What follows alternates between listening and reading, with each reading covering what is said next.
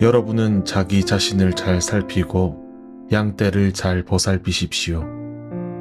성령이 여러분을 양떼 가운데 감독으로 세우셔서 하나님께서 자기 아들의 피로 사신 교회를 돌보게 하셨습니다.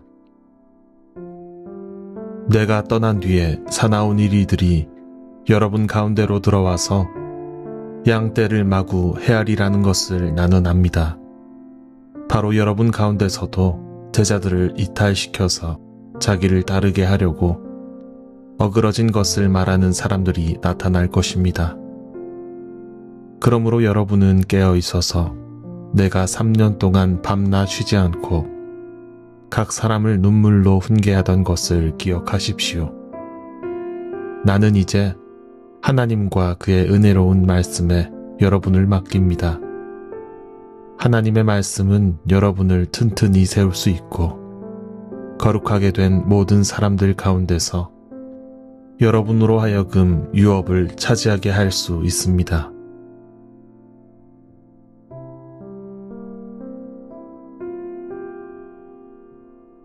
사도행전 20장 28절에서 32절까지의 말씀입니다.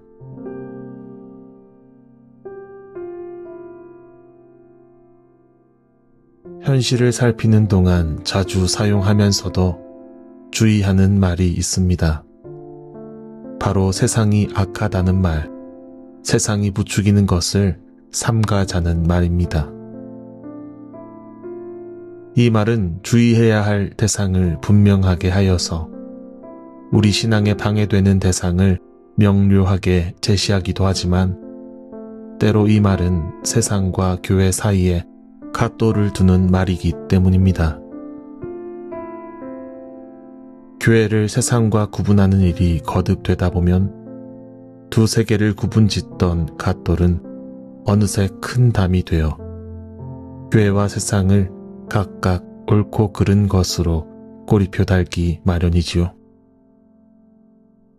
세상은 오로지 악한 곳이며 교회만 선한 곳이라는 그야말로 이분법적인 신앙이 우리 안에 자리 잡게 되고 마는 것입니다.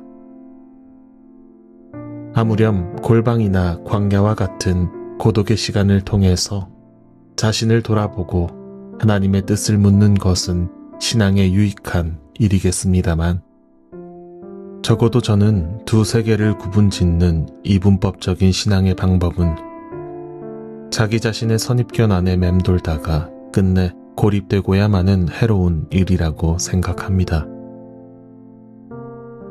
이와 같이 고립된 신앙은 때때로 교회라는 공동체를 무상으로 만들고 삶의 자리에 무관심한 신앙을 부추기기 때문입니다. 그래서 우리 공동체에서는 언제나 어디서나 그리스도인이라는 표어로 우리 신앙의 여정을 고민하지 않겠습니까? 그리스도인은 교회와 세상을 구분하여서 취사 선택하는 편리한 정체성이 아니라 어느 때에든지 어느 장소에든지 지켜져야 할 정체성이라는 것이죠. 그리 우리의 신앙 안에서 그리스도인이 머무는 곳마다 하나님의 일이 지속되어야 한다면 하나님의 통치를 시인하는 공동체인 교회 또한 우리 삶 속에서 지속되어야 하는 것이 마땅한 일이겠습니다. 그러니 우리의 삶이 교회와 같은지 돌아보는 일은 그리스도인으로서 거듭 묻지 않을 수 없는 일입니다. 혹시 여러분은 일상과 교회 사이에 어떤 갓도를 두고 계시지는 않으십니까? 오늘의 본문은 사도 바울이 예루살렘으로 돌아가기를 앞두고 에베소 사람들에게 전하는 고별 메시지입니다. 사도 바울이 그의 세 번째 선교 여행 중 대부분의 시간을 에베소에서 보내었던 것으로 보아 에베소 사람들은 바울과 애틋하고 정다운 관계에 있던 것 같습니다. 그래서일까요? 본문은 사도행전에서 그리스도인 청중에게 전해진 유일한 연설이기도 합니다. 이 연설은 17절 말씀에 따르면 에베소의 장로들을 향한 권고의 이야기였습니다. 그러나 여기서 장로는 현대 교회의 장로라는 직분과 다른 개념을 합니다. 왜냐하면 성경에서 보여주는 초대 교회의 모습은 긴 세월을 거쳐 만들어진 오늘날의 교회 구조와 다른 형태를 가지기 때문인데요. 따라서 우리는 이들을 교회를 살피고 각자의 은사에 따라서 전문적으로 사역하는 그리스도인들이라고 이해하는 편이 낫겠습니다. 사도 바울은 예루살렘으로 떠나기 전에 교회를 돌보는 사람들을 모아 당부하는 것이죠. 3년 동안 밤낮 쉬지 않고 눈물로 훈계했을 그라서 떠나는 자리에 불러 모아 전하는 말에는 걱정과 가엾음, 어여삐 여기는 마음이 진득하게 느껴집니다. 그의 메시지는 과거와 미래, 현재를 망라합니다.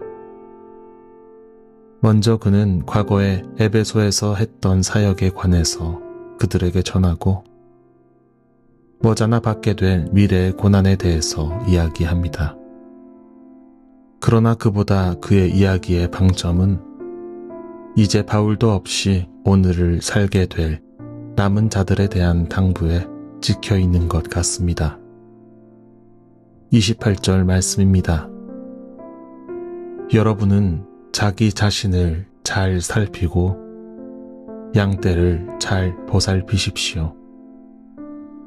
성령이 여러분을 양떼 가운데의 감독으로 세우셔서 하나님께서 자기 아들의 피로 사신 교회를 돌보게 하셨습니다. 바울이 당부하는 것은 그들 자신을 살피고 하나님이 맡기신 양떼를 인도하며 먹이고 보살피는 것입니다. 자신을 삼가 조심하여 자기 자신을 따르게 하지 않고 사나운 이리가 양을 해하지 못하게 하는 일입니다.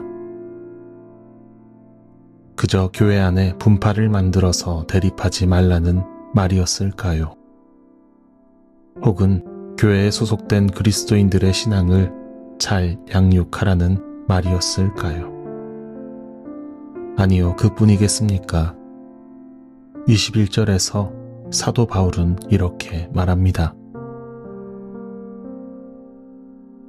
나는 유대 사람에게나 그리스 사람에게나 똑같이 회개하고 하나님께로 돌아올 것과 우리 주 예수를 믿을 것을 엄숙히 증언하였습니다. 바울의 복음은 어느 한 무리에 가두는 소식이 아니었던 것이죠. 사도 바울에게 교회는 하나님께서 피로 사신 온 세상이었습니다.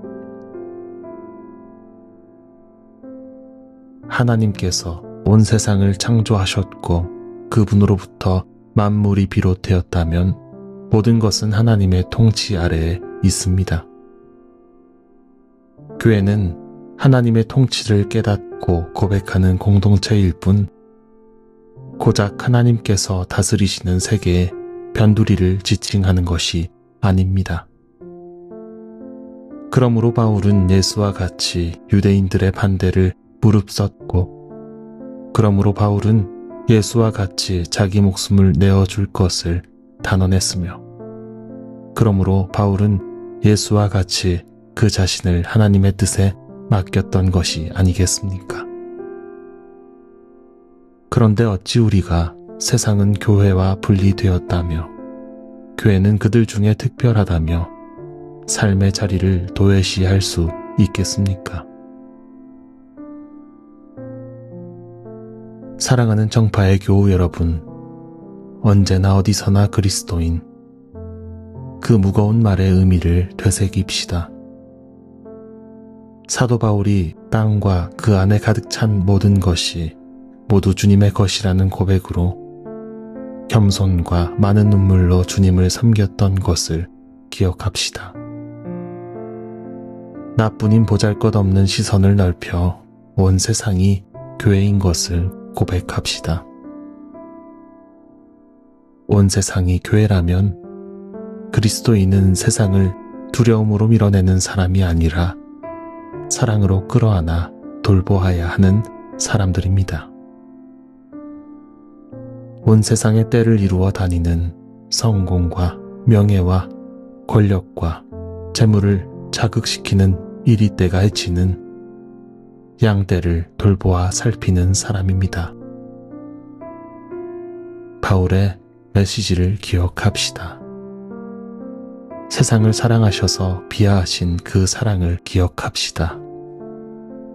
그리 우리가 자기 자신을 살펴 오만하지 않고 모든 일상에 마주하는 이들을 그리스도의 사랑으로 돌보아 먹여 평화로 살게 하는 저와 여러분이 되길 소망합니다.